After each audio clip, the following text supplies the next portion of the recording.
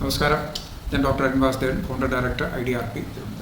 ഹൃദയാഘാതം അല്ലെങ്കിൽ സ്ട്രോക്ക് ഇങ്ങനെയുള്ള അടിയന്തിരമായിട്ടുള്ള ഗുരുതര പ്രശ്നങ്ങൾ നമുക്ക് ചുറ്റും കാണുന്നുണ്ട്. ഇന്ന് വളരെയധികം കൂടുതലാണ് നമ്മുടെ സമൂഹത്തിൽ.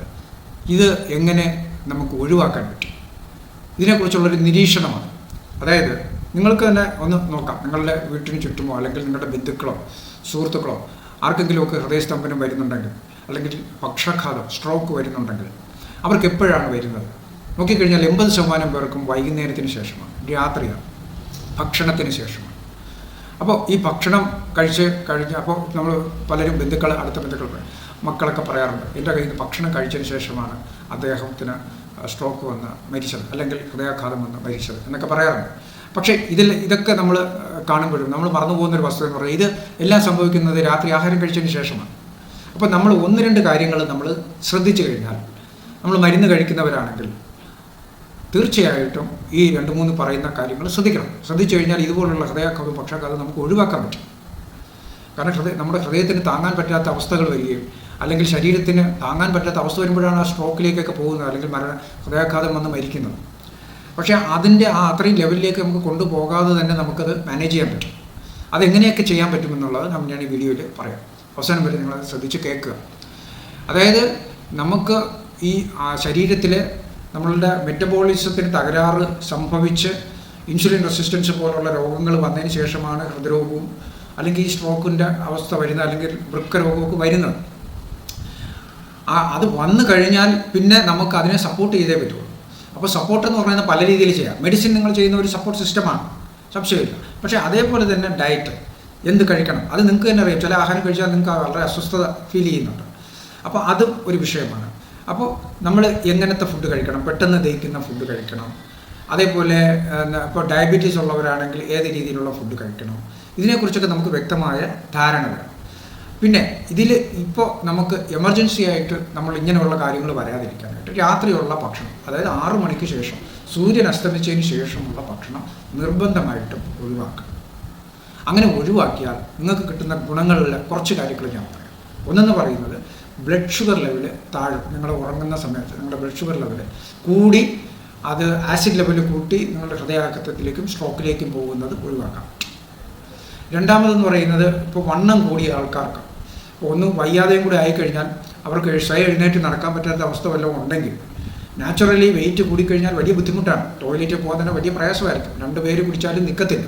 അപ്പോൾ അങ്ങനെയുള്ളവർക്ക് വെയിറ്റ് കുറയ്ക്കാൻ ഈ രാത്രിയുള്ള ഭക്ഷണം ഒഴിവാക്കിയാൽ അത് നല്ലതാണ്. പിന്നെ ഈ പ്രതിരോധ ശേഷി കൂടും. കാരണം പ്രത്യേകിച്ച് അസുഖങ്ങളൊക്കെ ഉള്ളവർ അവരുടെ ആക്ടിവിറ്റീസ് വളരെ ലിമിറ്റഡ് ആയിരിക്കും.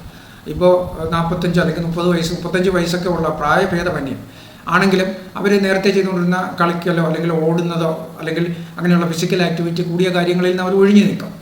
ഇപ്പോൾ ഒരു സ്ഥലത്ത് ഒരു മല കയറണമെങ്കിൽ അവർ കാല് കൊണ്ട് ചവിട്ടി കയറാതെ ട്രാമിൽ പോവുകയോ വേറെ എന്തെങ്കിലും ഓൾട്ടർനേറ്റീവ്സ് നോക്കും. അപ്പോൾ അങ്ങനെ നോക്കുന്നതിൻ്റെ കാരണം അവർക്ക് അതിനുള്ള ആ ശേഷി കുറഞ്ഞു എന്നുള്ളതാണ്. അപ്പം അങ്ങനെ വരിക. അതേപോലെ ചെറിയ രോഗങ്ങൾ നമ്മളുടെ നാട്ടിൽ സ്പ്രെഡ് ചെയ്യുമ്പോൾ, വൈറൽ പനികൾ അല്ലെങ്കിൽ ജലദോഷം, ഇവർ പെട്ടെന്ന് കയറി പിടിക്കും. പ്രതിരോധ ശക്തി വളരെ കുറഞ്ഞു എന്നുള്ളതാണ്. പിന്നെ ഈ അസുഖങ്ങൾ വന്നാൽ തന്നെയും ഇവർക്കത് ഇപ്പോൾ 2 ദിവസം കൊണ്ട് പോകേണ്ട അസുഖങ്ങൾ മിക്കവാറും 2 ആഴ്ച എടുക്കും. ചിലപ്പോൾ ഹോസ്പിറ്റലൈസേഷന് വേണ്ടി വരും. അപ്പോൾ ഇമ്മ്യൂണോ കോംപ്രമൈസ്ഡ് ആൾക്കാരായിരിക്കും. കാരണം ധാരാളം മരുന്നുകൾ കഴിക്കുന്നുണ്ട്. ഇപ്പോൾ റൊമാറ്റിസ് ഉള്ളവരാണെങ്കിലും, ആസ്മയുടെ രോഗമുള്ളവർ, അല്ലെങ്കിൽ ഡയബറ്റീസ് ഉള്ളവർ, അല്ലെങ്കിൽ പല രീതിയിലും മരുന്ന് കഴിക്കുന്ന ആൾക്കാർ, സ്ഥിരമായിട്ടുള്ള മരുന്ന് കഴിക്കുന്നവർക്കെല്ലാം പ്രതിരോധ ശേഷി വളരെ കുറവായിരിക്കും. അപ്പോൾ അങ്ങനെയുള്ളവർക്ക് ഈ രാത്രിയുള്ള ഫുഡ് ഒഴിവാക്കിയാൽ പ്രതിരോധ ശേഷി നമുക്ക് വർദ്ധിപ്പിക്കാൻ കഴിയും. നമുക്ക് ആവശ്യമില്ലാത്ത ബുദ്ധിമുട്ടുകൾ, മിക്കവാറും ഇതുപോലുള്ള ഇൻഫെക്ഷൻസ് വന്ന് ആൻറ്റിബയോട്ടിക്സ് കഴിച്ച് അവസാനം ഹോസ്പിറ്റലൈസ് ചെയ്യേണ്ടി വരിക, മരണം സംഭവിക്കും. ഇങ്ങനെയൊക്കെ ധാരാളം പേർക്ക് സംഭവിക്കും. അതാണ് ഈ കർക്കിടക മാസങ്ങളിലൊക്കെ മരണം കൂടുന്നതിൻ്റെ പ്രധാന കാരണം ഇത് തന്നെയാണ്. കാരണം ഇങ്ങനെയുള്ള രോഗികൾക്ക്, നിത്യരോഗികൾക്കാണ്, അല്ലെങ്കിൽ സ്ഥിരമായി മരുന്ന് കഴിക്കുന്നവർക്ക് ഇൻഫെക്ഷൻസ് പെട്ടെന്ന് വരികയും കർക്കിടക മാസങ്ങളിൽ അല്ലെങ്കിൽ തണുപ്പ് കൂടിയ മാസങ്ങളിൽ വരികയും അത് പിന്നെ ഹോസ്പിറ്റലൈസ്ഡായി അത് കോംപ്ലിക്കേഷൻസിലേക്ക് പോയിട്ട് മൾട്ടിപ്പിൾ ഇൻഫെക്ഷൻസിലേക്കൊക്കെ വന്ന് മരണപ്പെടുകയാണ് ചെയ്യുന്നത്. അപ്പം അതൊക്കെ നമുക്ക് പിന്നെ ഒഴിവാക്കാൻ പറ്റും. ഇങ്ങനെയുള്ള ഈ രാത്രിയുള്ള ഭക്ഷണങ്ങൾ ഒഴിവാക്കുക. പിന്നെ രാത്രിയുള്ള ഭക്ഷണങ്ങൾ ഒഴിവാക്കിയാൽ ഞാൻ നേരത്തെ പറഞ്ഞ പോലെ ഹൃദയത്തിൻ്റെ പിന്നെ വർക്കിന് കുറയ്ക്കാൻ സഹായിക്കും. വൃക്കയുടെ വർക്ക് ലോഡ് കുറയ്ക്കാൻ സഹായിക്കും. ലിവറിൻ്റെ വർക്ക് ലോഡ് കുറയ്ക്കാൻ സഹായിക്കും. ഇതെല്ലാം നിങ്ങളുടെ ആയുസ് കൂട്ടാൻ ഉപകരിക്കുന്ന കാര്യങ്ങളാണ്. അപ്പോൾ അതുകൊണ്ട് തീർച്ചയായിട്ടും നിങ്ങൾ ഈ കാര്യത്തിൽ നിങ്ങൾ ശ്രദ്ധിക്കണം. പിന്നെ ഇത് എങ്ങനെ ഇംപ്ലിമെൻറ്റ് ചെയ്യും? കാരണം നമ്മൾ ഇത്രയും കാലമായിട്ട് നമ്മൾ 6 മണിക്ക് ശേഷം 8 മണി 9 മണി അല്ലെങ്കിൽ 10 മണിക്ക് കഴിച്ചുകൊണ്ടിരിക്കുന്ന ആളുകളാണ്. അപ്പോൾ പെട്ടെന്ന് ഇങ്ങനെ ഒരു ദിവസം നമുക്ക് രാത്രി 6 മണിക്ക് ശേഷം ഭക്ഷണം കഴിക്കരുതെന്ന് പറഞ്ഞാൽ അത് ബുദ്ധിമുട്ടാണ്. അപ്പോൾ എങ്ങനെയാണ് അത് നമുക്ക് നമ്മുടെ ലൈഫിലേക്ക് കൊണ്ടുവരാൻ? ഒരാൾക്ക് ഇരുന്ന് പറയാൻ എളുപ്പമാണ്, പക്ഷേ അത് നമ്മുടെ ജീവിതത്തിലേക്ക് പകർത്താൻ പ്രയാസമാണ്. നാച്ചുറലി എന്തൊക്കെ ഉണ്ടെന്ന് പറഞ്ഞാൽ ഇപ്പോൾ നമ്മൾ cigarette smoking is injurious to health, cancer ഉണ്ടാക്കുമെന്നൊക്കെ നമ്മൾ കണ്ടാൽ നമ്മൾ പുകയിലിരിക്കുന്നത്. കാരണം ക്യാൻസർ വരുമെന്നറിയാം, കഷ്ടപ്പെടുമെന്നറിയാം, എന്നാൽ പോലും നമ്മൾ അത് തന്നെ തുടരുന്നു. കാരണം എന്താണെന്ന് പറഞ്ഞാൽ അത് എങ്ങനെ നമ്മുടെ ജീവിതത്തിൽ കൊണ്ടുവരണമെന്ന് അറിയപ്പെടാത്തതുകൊണ്ടാണ്. അതേപോലെ തന്നെ മദ്യപാനം അവരവരുടെ ശരീരത്തിന് കേടാണ്. കരൾ പോവും, സകലതും പോവും, ഡയബറ്റീസ് വരും, പിന്നെ മാനസിക സന്തുലിതാവസ്ഥ നഷ്ടപ്പെടും, കുടുംബം നഷ്ടപ്പെടും. ഇതെല്ലാം നമുക്കറിയാമെങ്കിലും ഒറ്റപ്പെടും, ആളുകൾ വെറുക്കും. ഇതെല്ലാം അറിയാമെങ്കിലും നമ്മൾ വീണ്ടും മദ്യപിക്കുന്നു. കാരണം അത് എങ്ങനെ ഇംപ്ലിമെൻറ്റ് ചെയ്യണം എന്നറിയത്തില്ല. അതാണ് കാര്യം, വേറെ ഒന്നുമില്ല. ഇതിൻ്റെ ദോഷഫലങ്ങളെല്ലാം നമുക്കറിയാം, എല്ലാം ബുദ്ധിമാന്മാരാണ്. പക്ഷേ അത് ഇംപ്ലിമെൻറ്റ് ചെയ്യണം. ഈ കാര്യം ഇതേപോലെ ഇംപ്ലിമെൻറ്റ് ചെയ്യണം. കാരണം ഇപ്പം മിക്കവരും എടുത്ത വായിൽ പറയുന്നത് എനിക്ക് 7 മണിക്കാണ് മരുന്ന് കഴിക്കേണ്ട സമയം, 8 മണിക്കാണ് മരുന്ന് കഴിക്കേണ്ട സമയം, അപ്പോൾ വെറും വെയിറ്റ് കഴിക്കാൻ പറ്റത്തില്ല. ഇങ്ങനെയൊക്കെ പറയുന്ന ആൾക്കാരാണ് കൂടുതലുള്ളത്. ഇതെല്ലാം ജീവിതശൈലി രോഗങ്ങൾക്ക് മരുന്ന് സ്ഥിരമായി കഴിച്ചുകൊണ്ടിരിക്കുന്ന ആൾക്കാരാണ്. പക്ഷേ ഇവരിങ്ങനെ പറഞ്ഞ് ആഹാരം കഴിക്കുമ്പോൾ വീണ്ടും അവരുടെ ആയുസ് കുറഞ്ഞുകൊണ്ട് വരിക. അത് ഒരു തരത്തിലും അവരുടെ രോഗത്തെ കുറയ്ക്കാൻ സഹായിക്കുന്നില്ല. ഒരു മരുന്ന് കഴിച്ചാൽ പോലും ഒരിക്കലും ആ രോഗം കുറയുന്നില്ല, കൂടിക്കൊണ്ട് വരുന്നേ ഉള്ളൂ. ഒരിക്കലും മരുന്നിൻ്റെ ഡോസേജ് കുറയ്ക്കാനോ അതിൻ്റെ വീര്യം കുറയ്ക്കാനോ കഴിയാത്തത് ഈ കാര്യങ്ങളുകൊണ്ടാണ്. ഞാൻ ഈ പറഞ്ഞ സർക്കേഡിയൻ റിതം ഫോളോ ചെയ്യാൻ പറ്റാത്തതുകൊണ്ടാണ്. അതായത് സാധാരണഗതിയിൽ മനുഷ്യൻ്റെ ശരീരം ഒരു 6 മണി കഴിയുമ്പോൾ ഷട്ട് ഡൗൺ ചെയ്യും, ദഹന വ്യവസ്ഥ ഷട്ട് ഡൗൺ ചെയ്യും. അങ്ങനെ ഷട്ട് ഡൗൺ ചെയ്യുന്ന അവസരത്തിൽ നമ്മൾ ഭക്ഷണം സന്ധ്യാസമയം കഴിഞ്ഞ് ഭക്ഷണം കഴിച്ചാൽ അത് പാർഷ്യൽ ഡൈജഷനേ നടക്കും. പാർഷ്യൽ ഡൈജഷൻ നടന്നാൽ എന്ത് സംഭവിക്കും? ടോക്സിൻസ് ശരീരത്തിലേക്ക് കയറും, ഫ്രീ റാഡിക്കൽസ് കയറും, നമ്മളുടെ ശരീരത്തിൽ ആസിഡ് കണ്ടൻറ്റ് കൂടും, നമ്മളുടെ മെറ്റബോളിസം തകരാറാവും, അസുഖങ്ങൾ കൂടും മരുന്ന് കഴിച്ചാലും. ഇതാണ് അവസ്ഥ. പക്ഷേ മരുന്ന് കഴിച്ച് നമുക്ക് ആ പാരാമീറ്റേഴ്സൊക്കെ ഇങ്ങനെ ഒരു ലെവലിൽ കൊണ്ടുപോകാം, ഒരു മനസ്സമാധാനം, ഡോക്ടറെ കാണുമ്പോൾ ഒരു സന്തോഷം, ഇത്രയേ ഉള്ളൂ. അതിനപ്പുറത്തേക്ക് ഉള്ളിലുള്ള ഇൻസുലിൻ റെസിസ്റ്റൻസ് പോലുള്ള വിഷയങ്ങൾ ഒരിക്കലും കുറയാൻ പോകുന്നില്ല. അപ്പോൾ അതിന് നമ്മൾ ഇതുപോലുള്ള സിമ്പിൾ മെത്തേഡ്സ് എങ്ങനെ നമുക്ക് 6 മണിക്ക് ലാസ്റ്റ് ഫുഡ് 6 മണിക്ക് മുമ്പ് കഴിക്കാം. നമ്മൾ രാവിലെ ഭക്ഷണം കഴിക്കുന്നു, ഇപ്പോൾ രാത്രി ആഹാരം കഴിച്ചില്ലെങ്കിൽ അപ്പോൾ 6 മണി ആ സമയത്ത് നമ്മൾ മരുന്നുകളൊക്കെ കഴിച്ച് തീർക്കുക.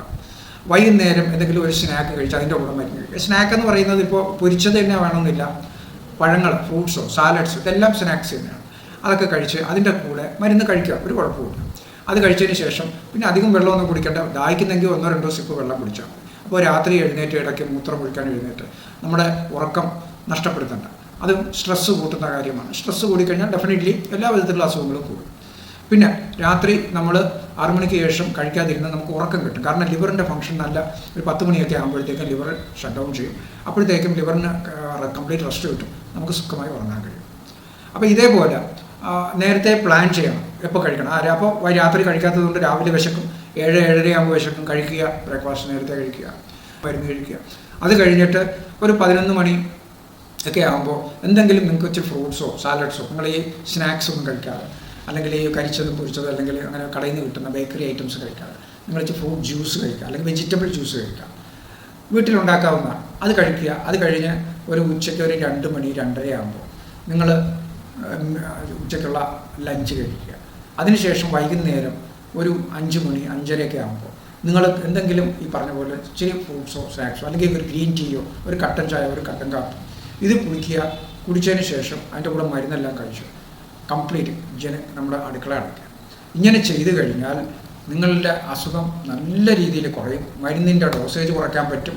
നിങ്ങൾക്കത് ഫീൽ ചെയ്യും, ശരീരത്തിൽ തന്നെ ഫീൽ ചെയ്യും. മലശോധന ശരിയാവും, ഉറക്കം ശരിയാവും, ടെൻഷൻ കുറയും, ദേഷ്യവും അങ്ങനെയുള്ള ഇറിറ്റബിലിറ്റി അതെല്ലാം കുറയും, ദേഹത്തിൻ്റെ അസ്വസ്ഥത വേദനകളൊക്കെ കുറഞ്ഞു കിട്ടും. അപ്പം ഈ പറഞ്ഞ ഒരു റൊട്ടീനിലേക്ക് നമുക്ക് വരാൻ വലിയ പാടൊന്നുമില്ല, വളരെ ഈസിയാണ്. അപ്പം സ്റ്റാർട്ട് ചെയ്യുക. അപ്പോൾ സ്റ്റാർട്ടിങ് ട്രബിളാണ് മിക്കവർക്കും ഉള്ളത്. നാളെ തുടങ്ങാം, മറ്റന്നാൾ തുടങ്ങാം, ഗണപതിയുടെ കല്യാണം പോലെ നീട്ടിക്കൊണ്ടു. അങ്ങനെയല്ല, നമ്മളൊരു തീരുമാനം എടുത്തു കഴിഞ്ഞാൽ ഇന്ന് തന്നെ തുടങ്ങണം. ഇന്ന് തുടങ്ങുക, ഇന്ന് 5 മണിക്ക് സ്നാക്സ് കഴിച്ച് നിർത്തുക. അതിനുശേഷം അങ്ങനെ വിശപ്പ് സഹിക്കുക. അത് കഴിഞ്ഞ് അടുത്ത ദിവസം ആകുമ്പോൾ കുറച്ചും കൂടി ഈസിയാവും. അടുത്ത 2-3 ദിവസം ആകുമ്പോൾ കുറച്ചും കൂടി ഈസിയാവും. 4 ദിവസം ആകുമ്പോൾ കുറച്ചും കൂടി ഈസിയാവും. 7ാമത്തെ ദിവസം ആകുമ്പോൾ തീർച്ചയായിട്ടും നിങ്ങൾക്ക് മനസ്സിലാവും ഇതുകൊണ്ട് ഗുണമുണ്ട് എനിക്ക്. പിന്നെ നിങ്ങൾ ആരെങ്കിലും ഫോഴ്സ് ചെയ്താൽ പോലും പറയും ഞാൻ കഴിക്കില്ല എന്ന് പറയും. കഴിക്കില്ല എന്ന് തന്നെ പറയും. കാരണം അത്രയ്ക്ക് സുഖം നിങ്ങൾക്ക് കിട്ടിക്കഴിയും. അപ്പോൾ അതുകൊണ്ട് തീർച്ചയായിട്ടും ഈ കാര്യങ്ങൾ ശ്രദ്ധിക്കുക. പിന്നെ അതിലും പറ്റുന്നില്ലെങ്കിൽ നിങ്ങൾ തീർച്ചയായിട്ടും ഒരു റിവേഴ്സൽ സെൻ്ററിൽ പോവുക. നമ്മൾ ഇവിടെ പോലെ ഒരു റിവേഴ്സൽ സെൻ്റർ, ഇപ്പോൾ ഡയബറ്റീസ് റിവേഴ്സൽ സെൻ്ററിൽ തന്നെയാണെങ്കിലും ലൈഫ് സ്റ്റൈൽ ഡിസീസ് റിവേഴ്സൽ നടത്തുന്നുണ്ട്. അപ്പോൾ ഇവിടെ ആകുമ്പോഴത്തേക്കും നമ്മൾ കുറച്ചും കൂടെ സ്ട്രക്ചേർഡ് ആയിട്ടുള്ള ഒരു പ്ലാനൊക്കെ ഉണ്ടാവും. അതുപോലെ നിങ്ങളെ പിന്നെ ഗൈഡ് ചെയ്യും, നിങ്ങൾക്ക് അതിന് വേണ്ടിയിട്ടുള്ള മോട്ടിവേഷൻസ് തരും, നിങ്ങളെ ആ ഒരു ട്രാക്കിൽ എത്തുന്നവരെ ഞങ്ങൾ കൂടെ നിൽക്കും. നിങ്ങളുടെ ബ്ലഡിൻ്റെ പാരാമീറ്റേഴ്സ് ഇൻവെസ്റ്റിഗേഷൻ റിപ്പോർട്ട്സൊക്കെ ഒന്ന് നോർമൽ ആവുന്നത് വരെ, അല്ലെങ്കിൽ നിങ്ങളുടെ പിന്നെ മരുന്നുകളുടെ ഡോസേജ് കുറയുന്നത് വരെ ഇങ്ങനെ ഒരു 90-95% മരുന്നുകൾ ഒഴിവാക്കാൻ പറ്റും. പിന്നെ അത്യാവശ്യം കുറച്ച് വ്യായാമം, ഇതൊക്കെ റിവേഴ്സൽ സെൻ്ററിൽ നിങ്ങൾക്ക് അഡീഷണലായിട്ട് കിട്ടുന്ന കാര്യങ്ങളാണ്. അപ്പോൾ അങ്ങനെ റിവേഴ്സൽ സെൻ്ററിൽ പോയിട്ട് ഒരു നഷ്ടവുമില്ല. നിങ്ങളുടെ ഡോക്ടറെ കാണാം, നിങ്ങളുടെ മരുന്നുകൾ കഴിക്കാം. പക്ഷേ അതോടൊപ്പം തന്നെ ഈ റിവേഴ്സൽ സെൻ്ററിൽ ഉള്ള സ്ട്രക്ചേർഡ് പ്രോഗ്രാമുകളിൽ നിങ്ങൾ എൻറോൾ ചെയ്ത് കഴിഞ്ഞാൽ നാച്ചുറലി ഇതേപോലുള്ള കാര്യങ്ങൾ നിങ്ങളുടെ ലൈഫിലേക്ക് പതുക്കെ കൊണ്ടുവരാൻ കഴിയും. ഒറ്റയ്ക്ക് കൊണ്ടുവരാൻ പ്രയാസമുള്ളവർക്ക് ഇതുപോലുള്ള പ്രോഗ്രാമിനെ ആശ്രയിക്കാവുന്നതാണ്. അപ്പോൾ അങ്ങനെ അതിലൂടെ ഗ്രൂപ്പ് സെഷൻസൊക്കെ കാണും. ബാക്കിയുള്ളവർക്ക് കിട്ടിയ ബെനിഫിറ്റ് കാണുമ്പോൾ നമുക്ക് കുറച്ചും കൂടി ഇൻസ്പിറേഷൻ കിട്ടും. അപ്പോൾ അങ്ങനെ പതുക്കെ നിങ്ങൾക്ക് അതിലേക്ക് എത്താൻ പറ്റും, ആരോഗ്യത്തിലേക്ക് എത്താൻ പറ്റും. നിങ്ങൾക്ക് പിന്നെ കൂടുതൽ ഒരു പെട്ടെന്ന് വയസ്സാവുന്ന ഒരു അവസ്ഥയിലേക്ക് പോകുന്നതിന് മുമ്പ് നിങ്ങൾക്ക് കുറച്ചും കൂടെ ചെറുപ്പത്തിലേക്ക് വരാൻ കഴിയും. നിങ്ങൾ കുറച്ച് ഒരു 10 വർഷം അല്ലെങ്കിൽ 15 വർഷം അല്ലെങ്കിൽ 20 വർഷം മുമ്പ് നിങ്ങൾക്ക് ചെയ്ത കാര്യങ്ങൾ നിങ്ങൾക്ക് ചെയ്യാൻ കഴിയും. അപ്പോൾ അത് മനസ്സിനും നമുക്ക് മൊത്തത്തിൽ നിങ്ങൾക്കും സന്തോഷം നൽകും, നിങ്ങളെ സ്നേഹിക്കുന്നവർക്കും കൂടുതൽ സന്തോഷവും ആശ്വാസവും കോൺഫിഡൻസും ഒക്കെ നൽകും. അപ്പോൾ അതുകൊണ്ട് തീർച്ചയായിട്ടും നിങ്ങൾ ഈ കാര്യങ്ങൾ ശ്രദ്ധിക്കുക. എന്നിട്ട് ഇത് ഇന്ന് തന്നെ നിങ്ങളുടെ ജീവിതത്തിൽ ഇംപ്ലിമെൻറ്റ് ചെയ്യാൻ ശ്രമിക്കുക. ഇംപ്ലിമെൻറ്റ് ചെയ്തിട്ട് നിങ്ങളുടെ അതിൻ്റെ കമൻസ് നിങ്ങൾ ഈ യൂട്യൂബിൻ്റെ അടിയിൽ രേഖപ്പെടുത്തുക. ആ കമൻസ് കണ്ടിട്ട് അത് ബാക്കിയുള്ളവർക്കും കൂടെ പ്രയോജനപ്പെട്ടു. നമുക്ക് മാത്രം ബെനിഫിറ്റ് കിട്ടിയാൽ പറയാം, എല്ലാവർക്കും പ്രയോജനപ്പെട്ടു. വളരെ ഇത് ഫ്രീ ആയിട്ടുള്ളൊരു അഡ്വൈസാണ്. ഇത് വളരെ 10-25 വർഷം ഉള്ള എക്സ്പീരിയൻസിൽ നിന്ന് പറയുന്ന കാര്യങ്ങളാണ്. ധാരാളം പേർക്ക് ഞാനിത് കണ്ടിട്ട് പറയുന്നതാണ്. അതുകൊണ്ട് ഡെഫിനറ്റ്ലി ഇതിന് 100% റിസൾട്ടാണ്. നിങ്ങളൊന്ന് പരീക്ഷിച്ച് നോക്കണം, വേറെ ഒന്നും ചെയ്യണം. നിങ്ങൾ ഒരു ബലവും പിടിക്കേണ്ട, വളരെ ഈസി ആയിട്ട് ചെയ്യാം. ഞാൻ ചെയ്യുന്നുണ്ട്, എനിക്ക് വേറെ അസുഖങ്ങളൊന്നും ഉണ്ടായിട്ടില്ല. പക്ഷേ ഞാനത് ഫോളോ ചെയ്യുന്നതിൻ്റെ കാരണം എൻ്റെ വീട്ടിലും എൻ്റെ ഫാമിലിയിലും ഫോളോ ചെയ്യും. കാരണം എന്ന് പറയുന്നത് അത് ഗുണമുണ്ട്, അതിൻ്റെ ഗുണം ഞാൻ അനുഭവിക്കുന്നുണ്ട്. പക്ഷേ പൊണ്ണത്തടിയൊന്നും വരില്ല, നമുക്ക് നല്ല ആരോഗ്യമുണ്ട്, ഏത് മലയും ഓടിക്കയറാൻ പറ്റും, ഏത് ട്രക്കിങ്ങും ചെയ്യാൻ പറ്റും, വലിയ കാര്യമല്ലേ. അപ്പോൾ അതുകൊണ്ട് എല്ലാവരും ഇന്ന് തന്നെ ഇത് നിങ്ങളുടെ ജീവിതത്തിൽ ഇംപ്ലിമെൻറ്റ് ചെയ്യാൻ ശ്രമിക്കുക. നമ്മുടെ ചാനൽ സബ്സ്ക്രൈബ് ചെയ്യുക, ഇത് നിങ്ങളുടെ സുഹൃത്തുക്കളിലേക്കൊക്കെ ഷെയർ ചെയ്യുക, ഗ്രൂപ്പുകളിലേക്ക് ഷെയർ ചെയ്യുക, ലൈക്ക് ചെയ്യുക. എല്ലാവർക്കും നന്ദി, നമസ്കാരം.